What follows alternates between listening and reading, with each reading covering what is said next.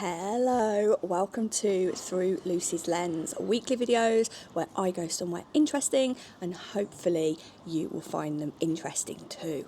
Now today I have a bit of another viewer's request. You lot are so good telling me where to go, and I'm at St.Fagans Museum, the National Living Museum of Wales. You've all told me that it's fantastic. I've just arrived and I'm going to go and have a look around, and in this video I'm going to show you my highlights, what I loved about it, because I can already tell that I'm going to love it. So shall we go for a look around? Let's go. When you first arrive at St.Fagans Museum near Cardiff, you might be forgiven that you're in the wrong place when you're greeted by this modernist building designed by architect Percy Thomas in 1976. I wondered had I actually parked up at a university computing department or maybe a Pontins holiday camp. But behind this building lies one of the best living museums I have ever visited. And best of all, it's completely free to enter. I went with no expectations and left planning to return. In the next two videos, I will be showing you my highlights. Today's video is an overview of the buildings I enjoyed the most, and next week's video will be an episode of Who Lives in a House Like This, featuring two of the most wonderful examples of housing for working people I've ever seen. So be sure to subscribe and stay tuned for that one. St Fagans is actually the first open-air museum of its kind in the UK. The museum officially opened on July the 1st, 1948, under the name of the Welsh Folk Museum. The idea for St Fagans was inspired by Scandinavian open-air museums, particularly Skansen in Sweden. It features relocated historic buildings in a natural setting. The museum spans 100 acres in beautiful natural Welsh countryside. It's expansive and beautiful, and exhibits pop out at you hidden behind trees and hedges. It's a true historical wonderland for someone like me. It doesn't feel commercial or theme park-like, and it has a very special atmosphere. It actually feels very Welsh, as it should. The buildings here span from Iron Age roundhouses to a 1980s terraced house. But let's start my highlights for today, which I can tell you were really difficult to choose. Let's start with a shop. A typical general store from the South Wales industrial valleys set in the 1920s. In 1880, William Llewellyn developed his grocery business by building this shop. Gwalia Stores was a family business that served the community of Ogmore Vale in South Wales for nearly a century.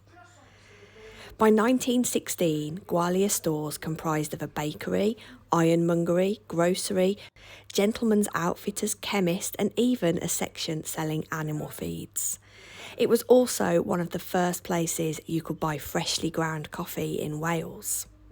Members of staff lived alongside the shop and slept upstairs in the attic. They were paid 8 shillings a week, which in today's money equates for about 40p. William Llewellyn died in 1924, and the shop is shown today as it would have been in the late 1920s when it was run by his sons. The shop closed in 1973 and was moved to the museum in 1988. I love seeing the old packaging, and honestly I wouldn't be sad at all to shop in a place like this. It actually seemed rather posh to me. Is this actually like a Welsh Fortnum and Mason in the Welsh valleys? With the arrival of self-service supermarkets from the 1950s, lovely shops like this lost their place on the British High Street. But they lasted longest in more rural areas like this, where these shops really were a lifeline for the local community. This shop closed its doors for the last time in 1973.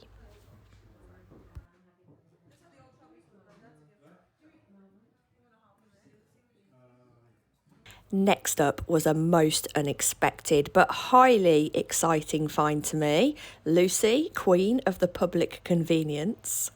Right in the middle of the high street is a wonderful example of a public urinal, but this one has a twist.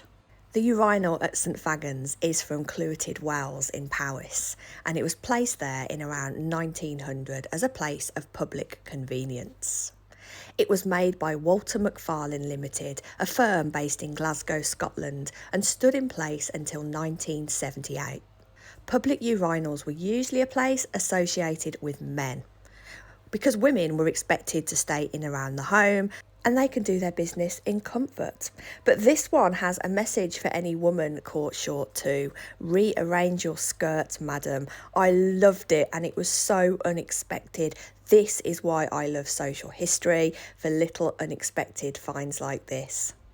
Many of these urinals were lost during World War II, where they were removed and smelted down for the war effort.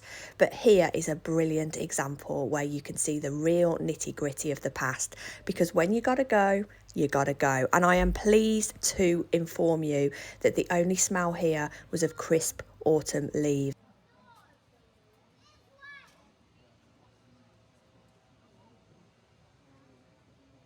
Okay, so now we have relieved ourselves, shall we go and get a drink in the pub? Most living museums have an example of a public house, mostly because they're such an integral part of the fabric of British life. But I'm going to put my neck on the line and say I think this one is wonderful because it has such a special social history attached to it.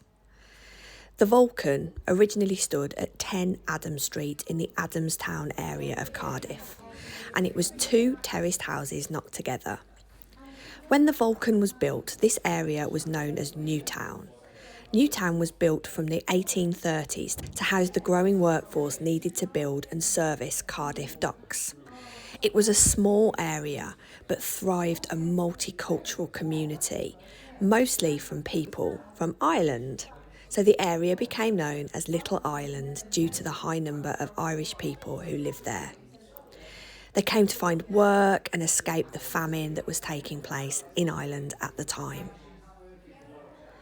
Sadly, by the 1960s, Newtown was demolished and the community was dispersed all over Wales and the wider UK. But the pub, however, remained until 2012, where after a campaign to save the building, it was moved brick by brick here to St Fagans.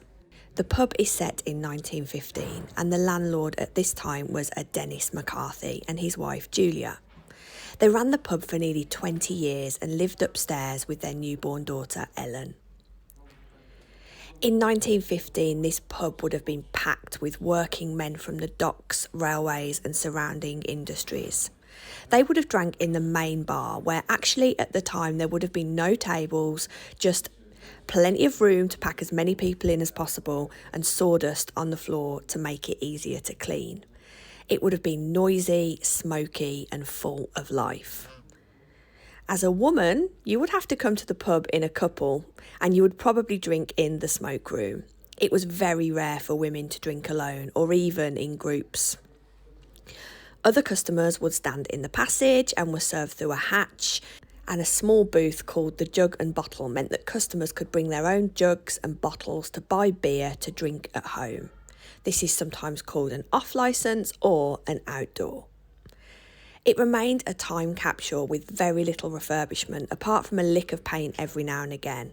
In 2011, Cardiff writer John Williams wrote, "The place is a total time warp. Inside, it's forever 1975.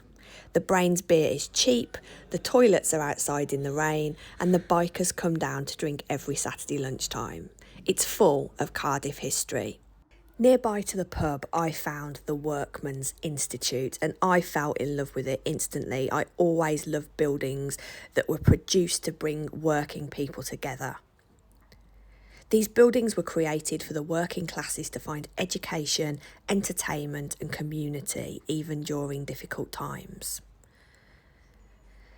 Built in 1916 with World War I raging, times were hard and the workers of Oakdale borrowed money from Tredegar Iron and Coal Company to build the institute.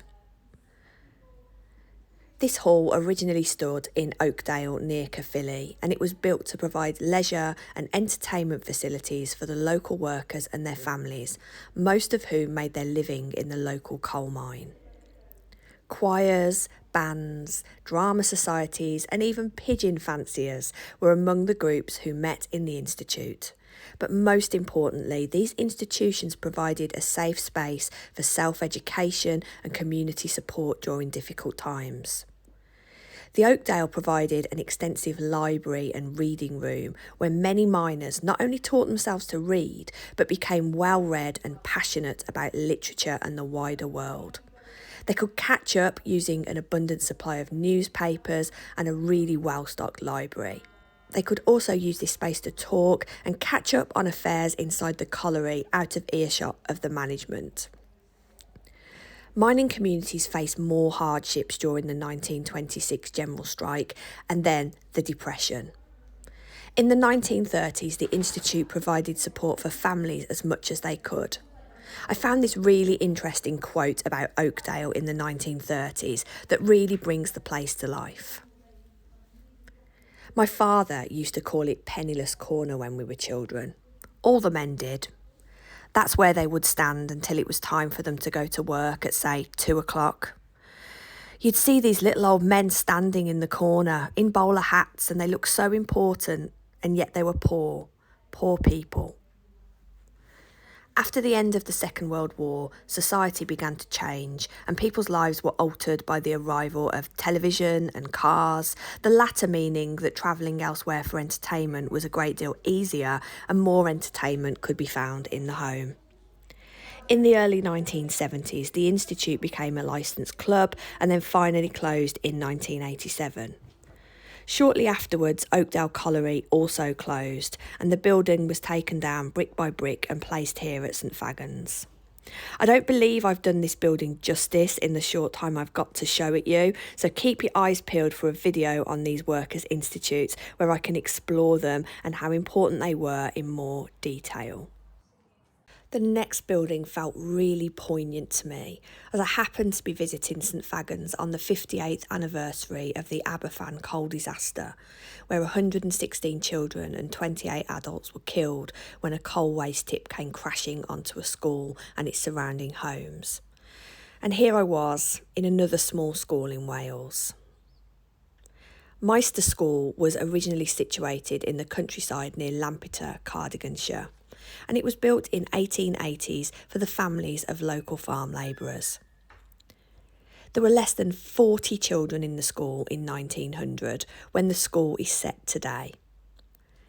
The ages of the children in the school ranged from 5 to 14 and the children were taught their 3 R's: reading, writing and arithmetic. They were taught in English as it was seen to be the language of learning, despite most of the children using Welsh as their first language. There was one female teacher and some kind of classroom assistant who would usually be one of the older girls who wanted to become a teacher. The children learned by rote. This means repeating facts and tables to memorise them. Left-handed children were made to wear a finger trap to force them to write with their right hand, as being left-handed was thought to be the sign of the devil. The school wasn't very successful, and the school inspectors often complained about the quality of teaching and education available. Attendance was poor as the children often had to stay at home and help their parents with the harvest. This meant the school closed in 1916 and it was then used as a dwelling house waiting to be reborn. And here it is at St.Fagans. It came here in 1984 and local children have been coming here for years and years to learn about education in the Victorian period. On a personal note, it smelt lovely in here, the coal brazier, and it was a chilly day. It was just wonderful.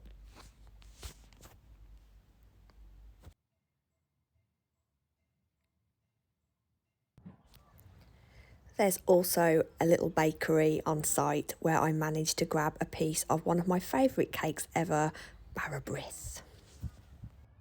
I've been here kind of half the day now, and guess what? It's raining! But I'm not going to let it spoil my day here because so far I am seriously impressed. And the thing that's impressed me the most, it's free! It's free to get in here. It's just blown my mind because it's very good value for money, considering you just pay, I think it is £7 for parking, and then everything else is free. So let's continue to have a little look round.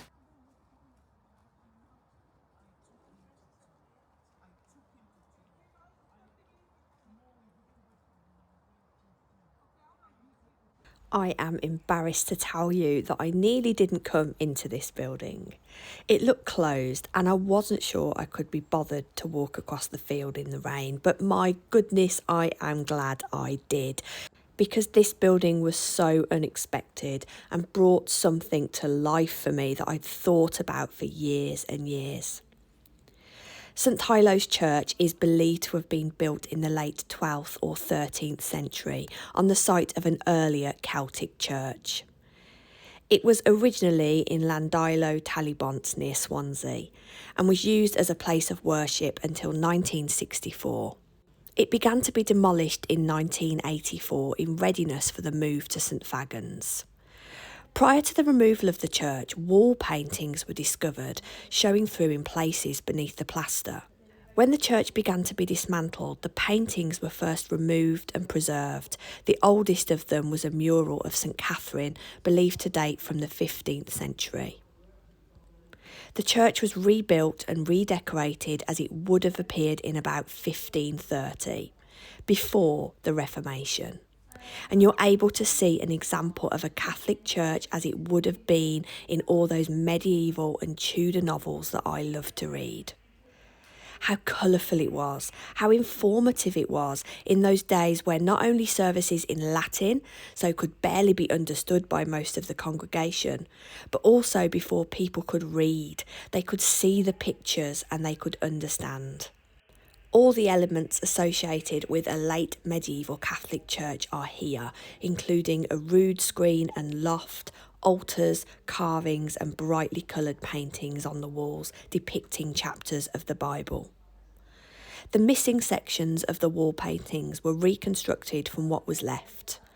Around 1/3 of the paintings now displayed are reconstructions of those discovered under the wall plaster. The originals have been preserved and held by the museum. The remainder were devised by experts based on the paintings from other churches. One of the original paintings represented the Holy Trinity, with God the Father seated in majesty behind a crucifix. The head of the king is believed to be modelled on King Henry VIII of England, a theory supported by a representation on the opposite wall of Henry's Great Seal. There's also a Tudor rose on the font, a reminder that this was Henry's world before he chose to tear up the rule book. I've never been so glad that I decided to walk across a muddy field. This building and recreation took my breath away. It's fine to read in books what places were like, what they might have been like, to read a description of colour, but to be able to see it, soak it in, and put myself in the place of a worshipper in the Tudor period where religion dictated all aspects of daily life was a profound experience for me, and I will never forget this building. Next up is a toll house, which you would be forgiven for just passing by, but I really like toll houses, and the toll house at St Fagans was originally built in Aberystwyth in 1771. It covered all the traffic travelling south of Aberystwyth, and it was a really valuable gate, taking about a quarter of all the tolls in the county. This toll house remained open until 1889. Roads were the responsibility of the Turnpike Trust, and they used money loaned by rich landowners to fund their construction and maintenance. To repay the loan, the trust placed gates, barriers or chains across popular routes, and travellers could only use the roads once the payment had been made at the toll house. There is a sign on the side of the building that lists the various charges for vehicles and animals. Most of the people using the toll routes were poor tenant farmers who were often stopped and charged more than once a day. They were already paying rent to the wealthy landowners, a tenth of their income to the church, and taxes too, and toll houses became a target for their increased anger. In southwest Wales, this anger turned to violence. Between 1839 and 1844, a group known as the Daughters of Rebecca led the protests. They were mostly men who painted their faces and wore women's clothes to disguise themselves. Armed with axes, they attacked 250 gates and toll houses. The army was sent in to control the situation and many were arrested. The riots resulted in at least one murder in a small village called Hendy on the 7th of September 1843, where a young woman and gatekeeper named Sarah Williams was killed. Many of the protesters were sent to prison and some of the leaders were transported to Australia. Even after such public protests, toll houses remained in operation for another 20 years, although reforms were made reducing the prices of the tolls. Never pass by small buildings in museums like this because they often hold some of the most fascinating pieces of social history.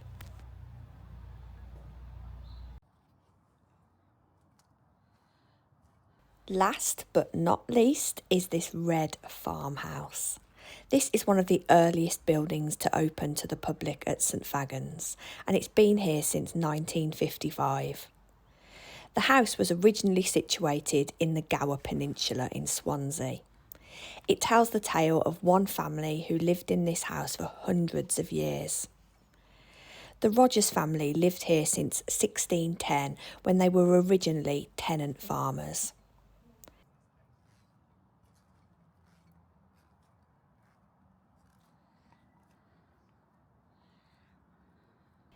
In 1810, the family had enough money to buy the property, and it's displayed as it would have been around this time when Latian Rogers, his wife, their 3 children, a maid and a farm labourer lived here.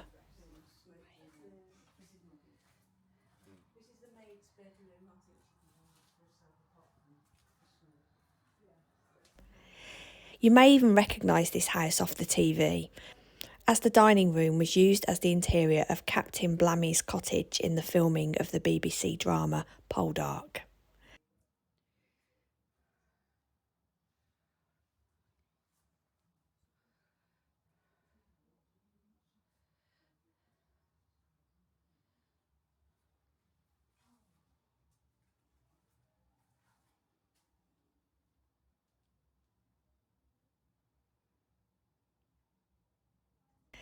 The house is so charming and homely, and one thing that really struck me is how big I felt in here.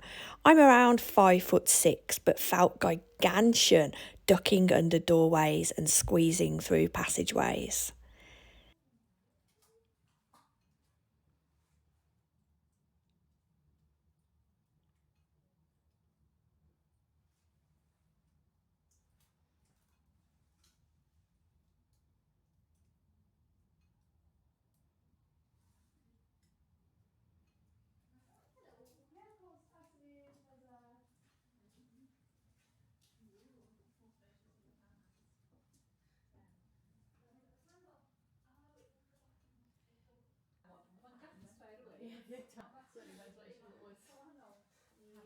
There's also a really interesting box bed by the fire.